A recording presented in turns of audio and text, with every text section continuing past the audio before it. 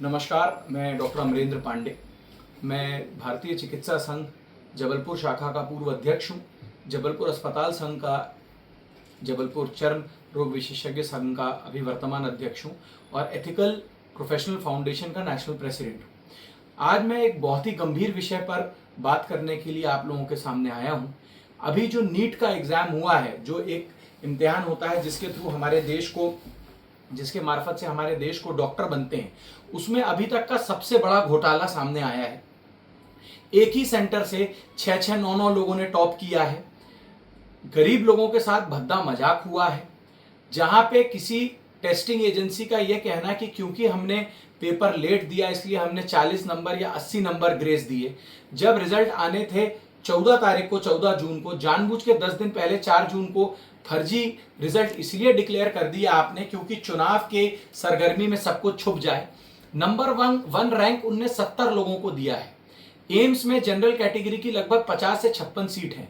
मतलब नीट में पहला नंबर लाने के बाद भी आपको एम्स दिल्ली में आपको जगह नहीं मिलेगी। ऐसा कैसे हुआ? कौन सा नशा करके नेशनल टेस्टिंग एजेंसी नंबर बांट रही थी? आप ये बताइए, अगर 720 फुल मार्क्स हैं, आपने एक क्वेश्चन छोड़ा तो आपके 4 माइनस होके 716 आना चाहिए। एक गलत किया तो 415 आना चाहिए। इनने लोगों को 418, 419 नंबर दिए। ये बोला कि पेपर लेट हुआ इसलिए हमने ग्रेस दिया। ग्रेस जनरली किस बेसिस पे आपने दिया? क्या उसका पहले आपने बताया था कि आप इस तरीके का ग्रेस दोगे कि एग्जाम चालू करने के बाद आपने गोल पोस्ट, आपने नियम बदल दिए? कैसे पुराने वीडियोस, ऑडियो सामने आ रहे हैं जिसमें ये जो कोचिंग इंस्टीट्यूट्स हैं, जो कोचिंग संस्थान हैं, जिसमें कोचिंग संस्थान 2.5-3 लाख रुपए बच्चों को पढ़ाने की फीस लेते हैं और सरकारी मेडिकल कॉलेजों में 80,000, 1 लाख, कहीं कहीं अभी भी 30-40 हजार रुपए फीस है। मतलब सरकारी मेडिकल कॉलेजों में घुसने की पढ़ाई की फीस उनके खुद की मेडिकल कॉलेज की पढ़ाई जिसमें इतना खर्चा होता है उससे 5 गुना जाता है। ऐसे लालची कोचिंग संस्थानों पे सरकार ने क्यों अंकुश नहीं लगाया, बल्कि सरकार ऐसे कोचिंग संस्थानों से डोनेशन लेती है? क्या नीट का एग्जाम आपने सिर्फ इसलिए बनाया कि गरीब व्यक्ति जो साल का 3-3, 4-4 लाख रुपए इकट्ठा करना नहीं, जिसके बूते का है, जो अफोर्ड नहीं कर सकता, उसका बच्चा नीट कैसे निकालेगा? क्या जो ये बड़े बड़े कोचिंग इंस्टीट्यूट के क्वेश्चन बैंक हैं, सिर्फ उसी से नीट का पेपर बनता है? ये बहुत सारे सवाल हैं जिनका हमारे पास अभी कोई जवाब नहीं है। मैं उन बच्चों से बोलना चाहूंगा, करबद्ध प्रार्थना करना चाहूंगा। मैं खुद एक डॉक्टर हूं। मेरे समय पे मध्य प्रदेश में सबसे गंदा घोटाला हुआ था व्यापम घोटाला। मेरे जैसे कई लोगों को सरकारी मेडिकल कॉलेज में बहुत अच्छे नंबर होने के बाद भी उस समय जगह नहीं मिली थी। कोई एक एग्जाम आपकी किस्मत, आपकी जिंदगी तय नहीं करता। ये चोरों का देश है। यहाँ पे चोर एग्जाम लेते हैं, नालायक लोगों को बैकडोर से। व्यापम जैसे कांड में आप पढ़ेंगे मध्य प्रदेश, जहां लाखों लोगों की जिंदगी के साथ खिलवाड़ हुआ। व्यापम का एक समय ऐसा था जो नाम भी लेता था उसको मार दिया जाता था।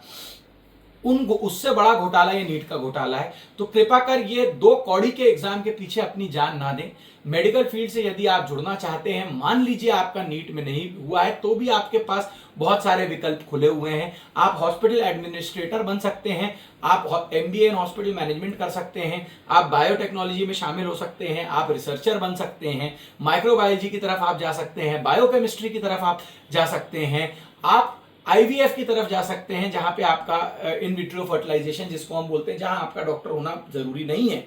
और इन सब फील्ड्स में कई बार आपको जो तनख्वाह है वो डॉक्टरों से भी ज्यादा मिलती है। और जैसे हॉस्पिटल एडमिनिस्ट्रेटर तो अपने अंडर सब डॉक्टर्स को रखता है और ग्राउंड लेवल पे डॉक्टरों की हालत बहुत खराब है। ना प्रशासन डॉक्टरों की बात सुनता है। मरीजों को लगता है कि डॉक्टर करोड़ों कमा रहे हैं। वो ये नहीं समझते कि इस तरीके से मेडिकल कॉलेज में लाख धक्के खा के करोड़ों की फीस जमा करके जब डॉक्टर आता है तो वो कैसे मरीजों को फ्री में देखे। नालायक डॉक्टरों को आप बना देते हो, वो उनको मरीज देखना आता ही नहीं है। इसीलिए डॉक्टरों की हालत बहुत खराब है। पहले डॉक्टर अस्पताल खोलता था और अपने अंडर जो कम शिक्षित लोग होते थे उनको असिस्टेंट टेक्नीशियन कंपाउंडर रखता था। अब असिस्टेंट टेक्नीशियन कंपाउंडर डॉक्टर को अपने यहाँ नौकरी में रख रहे हैं। एम्बुलेंस ड्राइवर की मदद से, एम्बुलेंस ड्राइवर के साथ घोटाला करके गरीब मरीजों को पकड़ के अस्पताल चला रहे हैं। डॉक्टरों की हालत कोई इतनी अच्छी नहीं है। कोई वो अब नए जमाने के बहुत ऐसे बड़े लोग नहीं माने जाते कि जिनके लिए जो नहीं अगर आप बन पाए तो आप सुसाइड कर रहे हैं। दूसरा, मैंने देखा है कई हमारे जो जूनियर्स हैं मेडिकल कॉलेज में भी ये एक्सट्रीम कदम ले रहे हैं। जो ये टॉक्सिक टीचर्स हैं, टॉक्सिक प्रोफेसर्स हैं जो आपको टॉर्चर करते हैं, आप वैसे इतनी मुश्किल नीट का एग्जाम निकाल के आते हैं, फिर यदि आपको कोई टॉर्चर कर रहा है, आप एंटी रैगिंग कमेटी में कंप्लेंट करिए, डीन से कंप्लेंट करिए, सोशल मीडिया में कंप्लेंट करिए, पुलिस में कंप्लेंट करिए। कोई चीज इतनी, एमबीबीएस की डिग्री छोड़ दीजिए, कुछ नहीं है एमबीबीएस की डिग्री, और फिर भी अपनी जान लेने से तो बहुत अच्छा है कि जो आपको तकलीफ दे रहा है उसको आप तकलीफ पहुंचाओ। आप अपनी जान क्यों लोगे? ये कायरता भरा स्टेप बिल्कुल ना लें। बहुत गुस्सा आ रही है तो जो आपके साथ गलत कर रहा है आप उसके साथ गलत करिए, बाद में जो कानून अपनी कार्रवाई करेगा कोई उसमें दिक्कत की बात नहीं है, बट ईंट का जवाब आप पत्थर से बिल्कुल दीजिए। यही हमको हमारे कई महापुरुषों ने सिखाया है, सुभाष चंद्र बोस साहब ने सिखाया, वीर सावरकर जी ने सिखाया है। मगर कृपा कर अपनी जान आप मत लीजिए। अंत में मैं यही बोलना चाहूंगा, समाज शांति से बैठ के ये सब देख रहा है।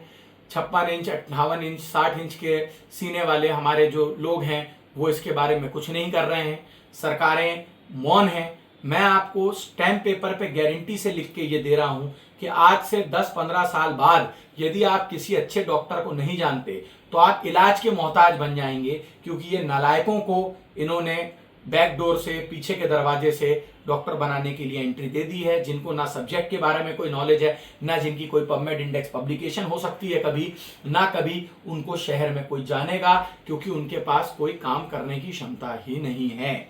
आखिरी में मेरी अपील रहेगी हमारे जो अभी तीसरी बार नए प्रधानमंत्री बने हैं नरेंद्र मोदी साहब से, प्लीज कुछ करिए। ये देश जल रहा है, इसी कारण से 400 पार होते होते 300 पार भी नहीं हुए। आप ये हरकतों को कंट्रोल करिए, आपके जो अधिकारी हैं, और व्यापम जैसा कांड पूरे देश में मत होने दीजिए। नमस्कार, जय श्री राम, जय हिंद।